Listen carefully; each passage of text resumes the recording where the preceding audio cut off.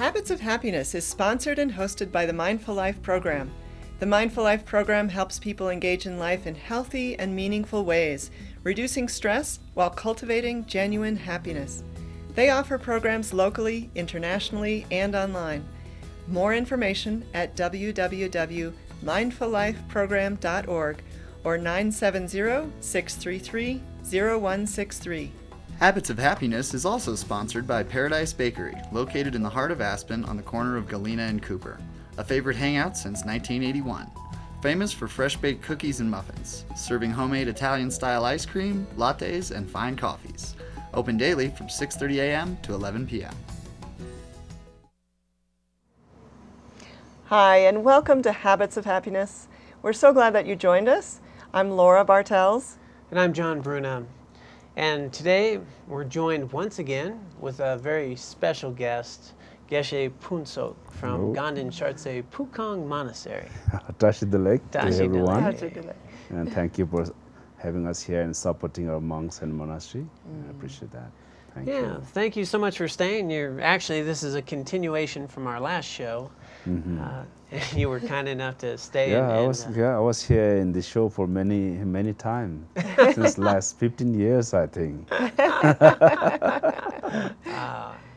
So good to have you. And just to remind everyone, in case they didn't see the last show, Geshe Phuntsho is from Ganden Chartse Pukong Monastery, and he's here on a tour to raise funds for the monastery that's back in a refugee settlement in the south of India.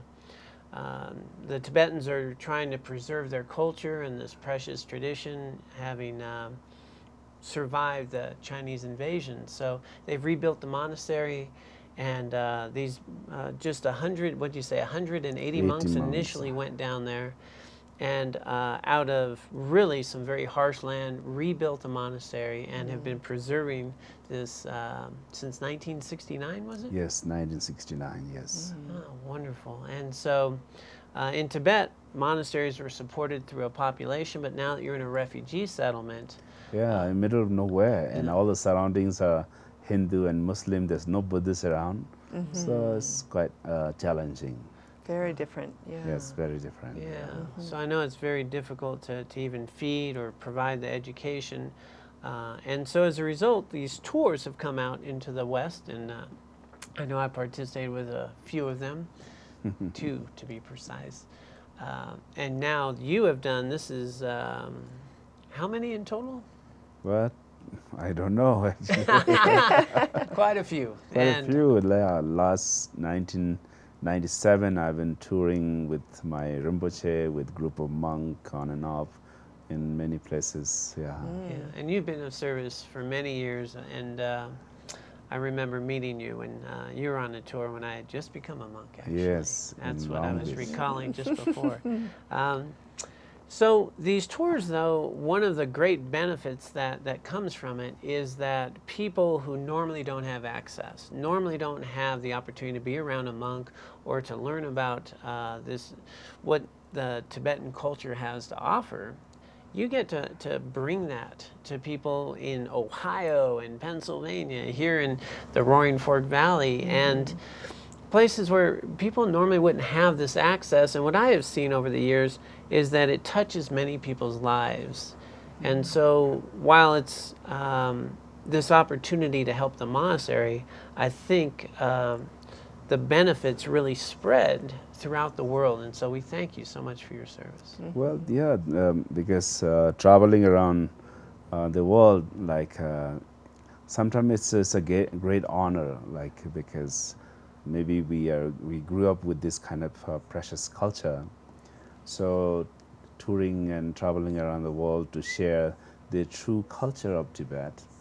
And there's no separation between the Tibetan culture and Tibetan Buddhists. It's just one.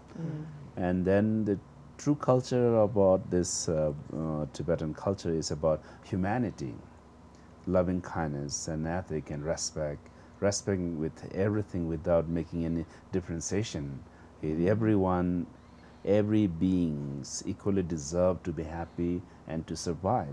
So that's why we try to show this to others. And that's why, like, when we travel, we always try to encourage, especially to visit the young generation, to show them and also to help them that life can be better by, having those kind of good qualities. So this is what, like, we try to do our best. It's really, I really enjoy that. Yes. And we all That's reap wonderful. the benefits. Yes. So we thank you very much for that.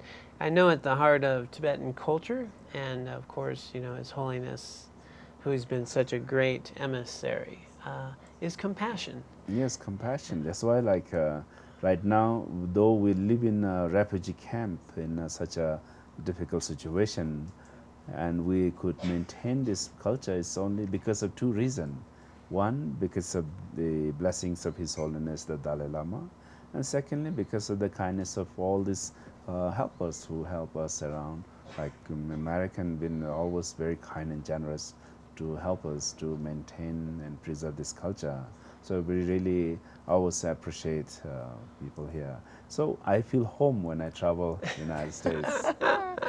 That's wonderful. Very good. Yeah. Yeah, we're titling the show Compassion and Happiness, and His Holiness, one of my favorite quotes by him is that if you want others to be happy, practice compassion. If you Yes. want to be happy, practice compassion. So ask if maybe you could speak to that a little bit. How does compassion help people be happy? See, compassion is such the divine practice. There are many ways to help us to understand why that we really have to practice compassion. Why? Because without knowing the true reason behind that, the purpose of practicing compassion, then our practice of compassion may not be that strong enough to bring inner peace and happiness within oneself and others.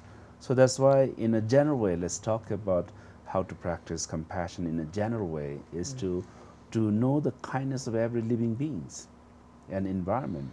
Because if you know that I'm surviving 100% depending on others, then every living beings and environment are kind to me. That means without depending on others, I cannot survive. So if every living beings and environment are kind to me, then I cannot be selfish. I have to do something, because without depending on others, I have no way to survive. So that's why, like, it makes me feel so cheap if I think only for myself. Because while I'm surviving 100% depending on others, so I should do something in return to repay the kindness.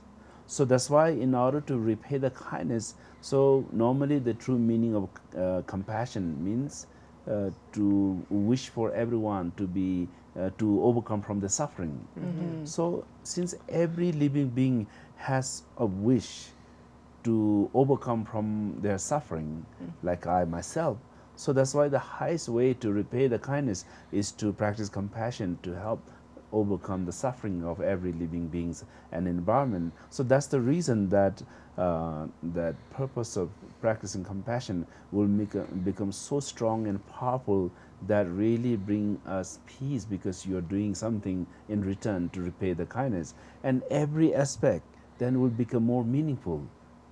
So every action that when you do, then it will make you more mindful that you don't want to harm others. Instead, you try everything best to help others to free from their suffering. And sometimes compassion is like, why we had to practice compassion is like a two hand. Like, if one hand get cut, you don't criticize, oh, very good, you should get that, deserve that. You try to take care with other hand, will do your best to nourish the hand. Right. So the compassion others and yourself is like other side of your hand. If something happened to other hand, you really take care with other hand, nourish, giving good medicine and look after. Yeah. If something happens, so same thing, if something happened to others, you have to take care of your own parts of your body. Because something, it really work like that. It's not like if something happened, oh, they deserve like that, then it's really true inhuman, and we are not really, we don't know about the true, like, kindness of others. So you're really talking about how the basis for that is really understanding the interdependence, the connection between us. Yes, interdependent, how we are surviving, how because of them we are surviving. Because if you really analyze in that point of view, no one is harming me. No one. We think that even the enemies are trying to harm me. But if you look at that point of view, like how we are dependent on others, then those enemies are the most kind to me because they are giving me an opportunity to practice patience. And the beggars are kind to me because they are giving me opportunity to practice generosity. God or Buddhas are kind to me. They are showing me the right path to achieve realization. So if you look at it in that angle, everyone is trying to help me. So who really create the problem is within our own delusions, our own inside, all these afflictions. So I have a question though. I think a lot of times here in our culture, people might think about being compassionate as something that might actually lead to us suffering more. And I'll explain what I mean. In the idea that if we're going to focus a lot on the misfortunes of others, the unhappiness of others, that in some way that'll actually bring us down and make us less happy, and then we'll suffer because we're focused on all this unhappiness and misfortune. So can you clear that up? That's why the eight worldly things will come back. Yeah. So you don't have to be overwhelmed by something. There still need a balance in between, because your main intention is to help others. You do your best with your own ability, like not like you beyond your ability and you try to do something. Then yes, definitely it may warn you out. But be in your own situation, how much you can do in that part. Not like you cannot, if I don't have anything to eat and I try to do everything, then it won't happen. So it needs a perfect balance in between when you practice also. That's why the wisdom will help us to balance that.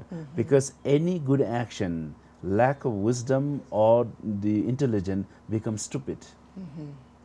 And they will also try to misuse me if I lack that true wisdom behind. So to balance that in between, like even to do generosity, your intention is to help that person, but to do a generosity also, you have to balance with that wisdom.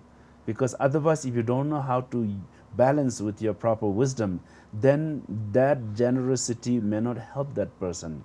Instead, it may harm that person. So that's how this... And another piece, here in the United States, we get confused too about self-compassion and the balance between taking care of others and taking care of ourselves. And you said a little bit about that when you said, if I don't have food it's hard to be of service to others. Can you talk about that as well? Well, self-compassion means every practice, it's we call the king-like motivation. See, this will clearly help the self-compassion also, because the highest practicing on this altruistic motivation of the bodhicitta or the bodhisattva way of life, the highest practice is called the king-like motivation. That means, for example, that if you and I are in a swamp, right? So that means with my great compassion, if I want to help you to take out from the swamp, both will sink. Because we are both in that swamp. Yeah. So if I really want to help others, first of all, I must try my best to come out from that swamp, so that when I reach the same place, then I can willingly do any way to help them to come out from that swamp. So that's why the king-like motivation is the first way to help, think that whether I have any position to help others or not. No. Even I don't have any position to help myself. So how can I help others? So if I really want to help others, first of all, I must achieve the enlightenment first. I must achieve realization. So with this concern, if I become a king, I can willingly help every sentient beings, whichever the wish they have. So that's why I must first achieve the enlightenment first, so that I can willingly help. So that is the motivation that you should generate, even a self-compassion. So this is how that's how we that's call very it. helpful. And the swamp image is really brings it home, I think, to understand. We have to be sometimes able it has to be balanced, because in order to do that, you need a true wisdom behind. Because if not, then it can be easily overwhelmed by the suffering. So those who have perfect balance with the proper wisdom, then the Bodhisattva has more work. They rejoice that I have more work to do to serve others. But if you don't have that wisdom and those intention, then I have so many work to do, and we get tired. Right.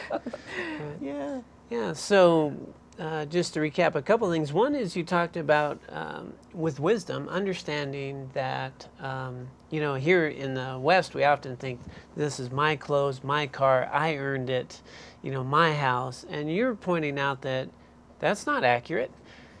Everybody else helped you, right? Your school teacher, your mom, your parents. If you have a car, somebody built the roads. If you have food, someone harvests. So you're making the wisdom to remind people that you're actually dependent on everyone, and everyone's actually helping you. Yeah, everything, the air, the water, the land, we're depending on. Without that, we cannot survive. Yeah, so that annoying customer at work is really helping you have a job. Yes. So that you can have money, Yeah, right? 100%. We are depending 100% on others, and we still think about me. That really makes it more difficult. Yeah, that actually creates suffering. Yeah, that creates suffering because never happy there. We always want to fulfill self, and then we are trying to fuel our own desire, and the desire never gets satisfied. Yeah. Well, you are really touching on what I find really helpful is the wisdom of compassion, the wisdom to remove suffering. What are the healthy things to do, right, to remove suffering? Yes, what are the healthy things to do, and to be mindfulness in balancing in every action you do.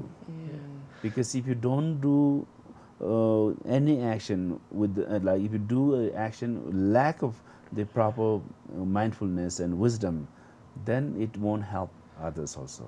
It may harm ourselves also. Yeah, I think a lot of people, when they come to teachings, they hear that I should be loving, I should be compassionate, and the wisdom part's not there. So they think that if I'm loving or if I'm compassionate, I'll let other people hurt me. I'll let other people take my money. I'll let other people harm me. But that doesn't sound very wise, does it? No, it's not wise. It's that's why you call this stupid compassion. Right.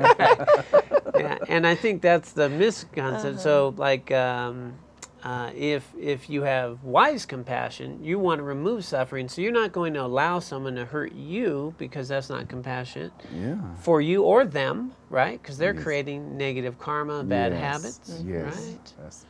See, that's how like everything has a balance. That will really help to balance in doing any kind of positive action and practice also. Yeah, and I think, Laura, as you pointed out, a lot of people feel like if I feel your sadness, right, I feel bad. And I think that's another misunderstanding. Empathy is I recognize you're like me and I feel bad, and that's sad, but because I'm sad, then compassion, right? Then compassion. I see you suffer. Now I want to do something. So for me, it feels like it's inspiring. It's not sad. It's like now I can take action. Yes, that's why those who really practice compassion with the proper wisdom behind, it will make you, it's a courageous compassion. Even if you have to walk through the aisle of this violence, you still can walk without any disturbance. Because you have so much courage to walk through. That's why some of these bodhisattva, who really dedicate their entire life to serve others, they are willingly to be born into the state of hell being. Now that that's you great. can see everything in a suffering state. So if we don't have a proper wisdom, it will be easily overwhelmed with this and discourage them. But they have still that courage to willing to be born into that state to help others. So that is the thing. So our suffering right now actually is nothing. This swamp. This swamp, right? Yeah, well, that really is. I mean, when you put the perspective of what these great beings are willing to do to help others. Yeah, that's true, because inspiring. those who really wish to have those kind of a true compassion, then you reach certain stage of practice that even if you cut your own parts of body, you can't feel that much because your intention to help others is so strong that you become so small in that part. And like I said, that your pain is nothing compared to the pains of others. So I think if, just so our Western mind understands this a bit, is if I just think about me, right? If I am the biggest thing, if I'm the most important, it's going to be very difficult to have any contentment, any peace. But if I start to understand everyone I come in contact with is helping me live, helping me survive, helping me be strong, helping me have fun, every food I have, everything is because of others. Then it's not just me. Now I'm part of a bigger community, right? Yes, part of bigger community, and then like to have like abundant things around. It's because one thing you work hard at the same time it's because of the good imprints from your one's own past life. So you born with this and you have this all this in a life. So it's not like accidentally happening. It's happening because of the good deeds of your own action. Sometimes we misunderstand, and especially if you lack of that what do you call the sixth perfection, then instead of like when we are born with such a fortunate way, so when we have those kind of material thing, we get so much greedy because of the lack of understanding about generosity. So that's why because of the generosity we are born in this kind of good life. So in order to have a continuity to have this, we have to do some generosity. Otherwise, because there's a likely to have more greedy, more stingy. So that more we have that, then there's a problem again. So. You mentioned the 6 perfections and you mentioned generosity. Can you name the other ones so that viewers know what you're referring to? Generosity, and then morality, and then patience, concentrations of virtue, and the concentration, and wisdom. So these are the 6 perfection. Because in order to have a perfect human rebirth or higher rebirth, we have to equally balance on this 6 perfection to have another form of better rebirth or better life. Yes. And just to recap, in case people aren't Buddhist, you made a really good point on an interview I heard the other day that these perfections aren't Buddhist, right? Generosity is a great quality. Morality, ethics, every person has values and ethics. You talk about, patience. Wow, isn't life a lot better with patience? We don't get worked up. We're able to allow things to come and go. Effort, right? Good effort, joyful effort. We call it heroic effort. Heroic effort. Now, that, that can inspire all of us. Concentration, just having attention, right? Attention and focus in the right path, the right direction. And wisdom. Yes. So these are things everybody, whether they're Buddhist or not, it can help them. Yeah, it can. You don't have to be Buddhist in that. Right. Yeah, those are wonderful qualities. And generosity being that first one you're pointing out, because our big problem is ourselves. And this really allows a gateway to help others. And I'm going to tap into that in case our viewers would like to be a little generous and point out that Geshe has been of service for all these years for the monastery. And he's on this tour, and they'll be traveling. They've been on tour 10 months. You're hoping to continue on for a length of 2 years. And so all of you, if you do get a chance to go to their website, which is sacredartsoftibettour.org. sacredartsoftibettour.org, and we'll put that on the monitor as well. Hopefully you'll get a chance to see them on the tour. If there's anything that you can do to help them on their rebuild their monastery, provide education and resources for them as they continue to preserve this real precious culture within a refugee settlement in India. If you can visit their site, hopefully they'll come to a town near you. Right now they're in the Roaring Fork Valley, and we're hosting them in Carbondale. They'll be in Aspen, they'll be in different places, but they'll be traveling now for hopefully another year and a couple months. Hopefully, And then anyone who want to call and talk to us regarding their life, feel free to call, and we'll be happy to share whatever we can. All right, That's wonderful. Yes, I know we also have offered your phone numbers Yes, as well anything on the screen. That's our main intention. So our phone is always on, 24 hours. So even they want to call us in the middle of the night also, we're happy to receive. That's wonderful. Thank you. And so we always end the show with a habit of happiness, and I think Laura's got a tip for the week, huh? Absolutely. Yeah, I thought we would suggest this week that each day to call to mind your wish for others' happiness, and then put that into action by really sending that wish out, whether it's to family and friends, people that you know, or people that you don't know, strangers that maybe you see. Sometimes I'll practice wishing well for others as I walk down the aisle to sit down on a bus or an airplane, in the grocery store. And then often, we see things and people's experiences and stories come up even on the news, and sending that wish for happiness to even those people that we've never even met or been around. So that's the habit that we're suggesting this week. Give that a try, and thank you so much for joining us. We are so grateful again for Geshe's time and kindness to be on both of our shows, and we want to thank you. Yeah. Thank you, and thank all of you. May you be well, may you be happy, and we'll see you next time.